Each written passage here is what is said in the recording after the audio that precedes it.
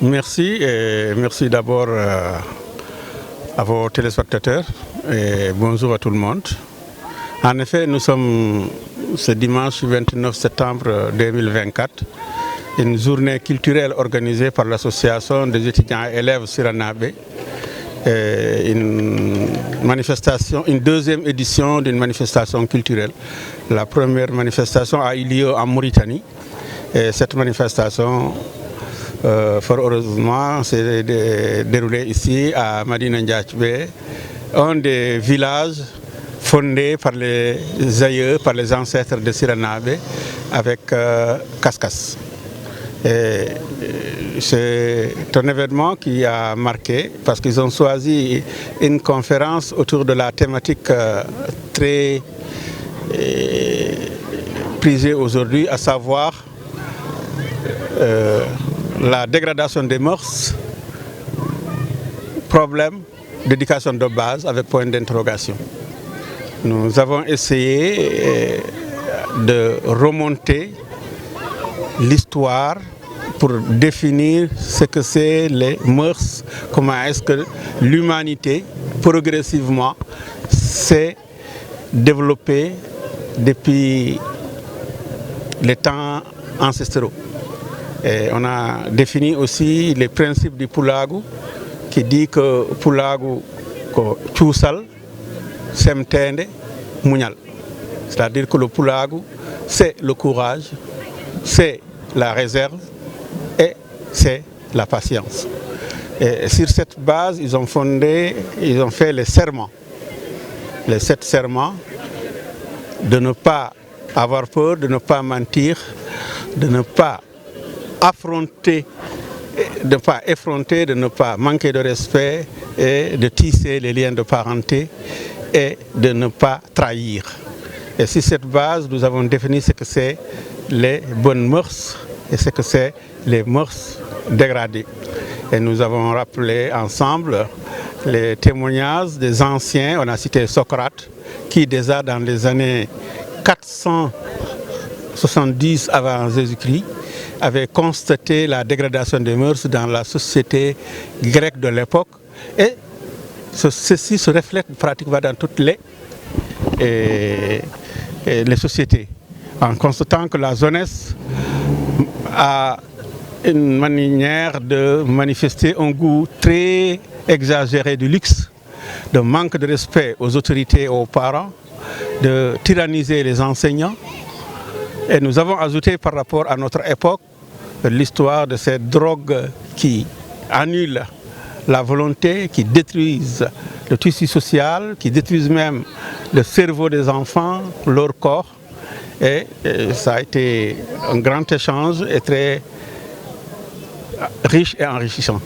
Et c'est donc pour moi une manifestation de joie, de plaisir, de pouvoir partager et d'échanger avec la famille, les jeunes d'aujourd'hui, pour les exhorter de bien étudier toutes les sociétés et de garder les traditions sans laisser passer l'atome et l'intelligence artificielle.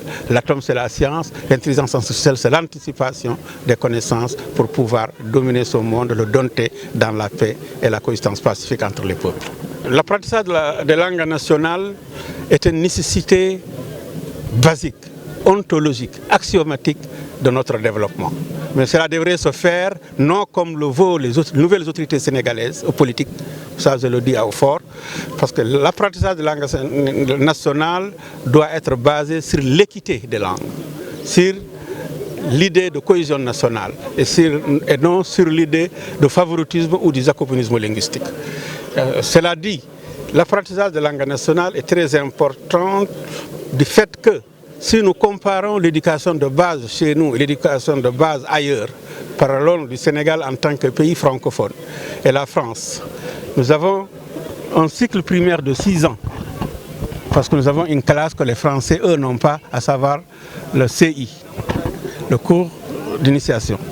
Et cette année fait que nous perdons chaque année plusieurs milliers d'années d'économie du fait simplement que nous apprenons dans une langue qui n'est pas notre langue maternelle. Alors qu'on pouvait commencer par notre langue maternelle, le Pulaar, le Wolof, le Sérère, le Mandeng, le Diola et toutes les 22 langues, ou voire plus, qui sont codifiées au Sénégal. Et c'est pareil pour les pays voisins.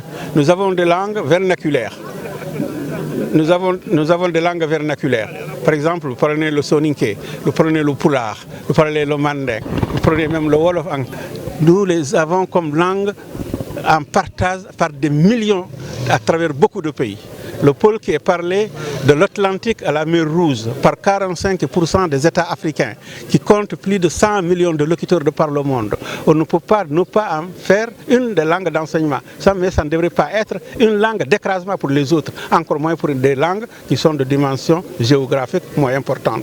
Et c'est pourquoi nous plaidons pour l'introduction des langues nationales sénégalaises, africaines dans notre système éducatif, mais dans le respect de l'équité linguistique de tous nos parlers, de toutes nos langues. Et ça va être un grand facteur d'accélération de notre développement économique. Et ça ne devrait pas être un facteur de blocage.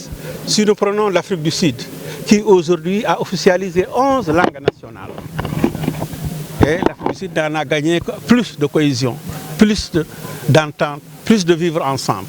Nous prenons un pays comme la Suisse, qui est de loin moins important que le Sénégal du point de vue démographique et géographique, qui compte 5 langues. Et toutes les langues sont enseignées sur les mêmes pieds d'égalité. Nous prenons le duché de Luxembourg, qui est moins grand que la région de Cap-Vert, où il existe 3 langues officielles, le luxembourgeois, l'allemand et le français. Et ça n'a pas fait moins que le pays, parmi les pays les plus développés du point de vue de l'indice humain. Donc, la pluralité des langues n'est pas un facteur de blocage si ce n'est pas une utilisation politicienne des hommes pour opposer les populations entre elles. C'est pourquoi nous pensons que notre diversité linguistique est notre richesse. Et il faudra en faire un objet de valorisation de nos langues et un moyen de cohésion nationale et de renforcer le vivre ensemble entre les populations africaines, sénégalaises en particulier. J'ai pris l'exemple des Noirs américains au moment des luttes pour les droits civiques. Pendant la période raciale aux États-Unis, les Noirs étaient très opprimés.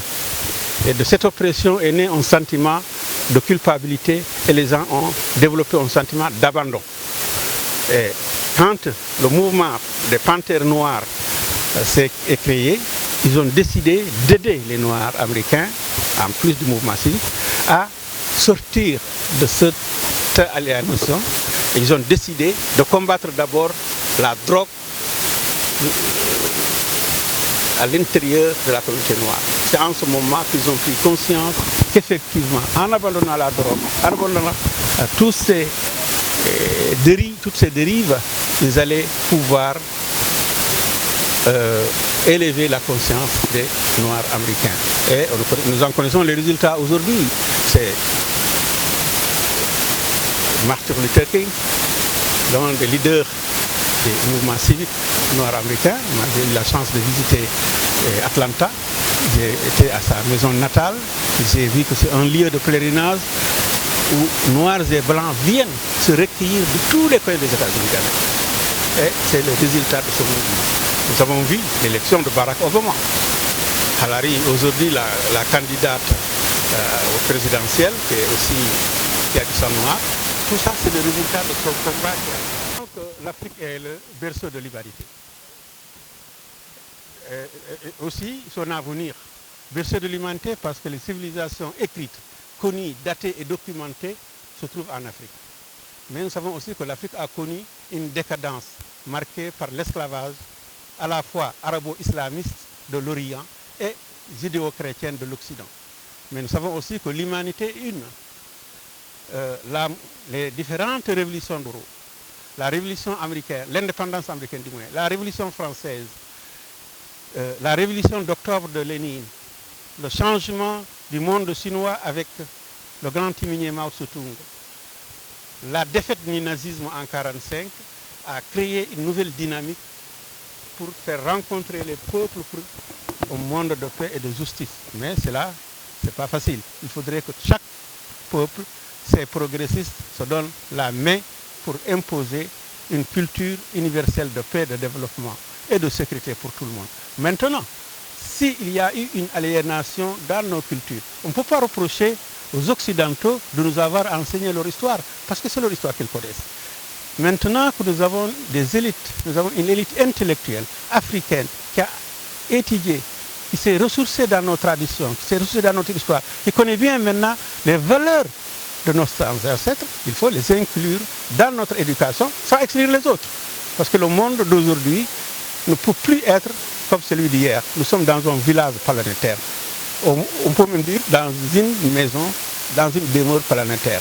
Tout ce qui se passe, n'importe où, partout, se retrouve sur tous les cieux, dans tous les continents. Donc, il ne faut pas s'enfermer pour un nationalisme étroit. Il ne faut pas s'enfermer dans notre arcie. Il faut s'enrichir et s'ouvrir. Moi, c'est ça que je prône. Apprendre nos langues, mais connaître aussi les autres langues sans nihilisme. Savoir que nous avons accès à l'universel aussi par les autres langues. Mais commençons par les nôtres.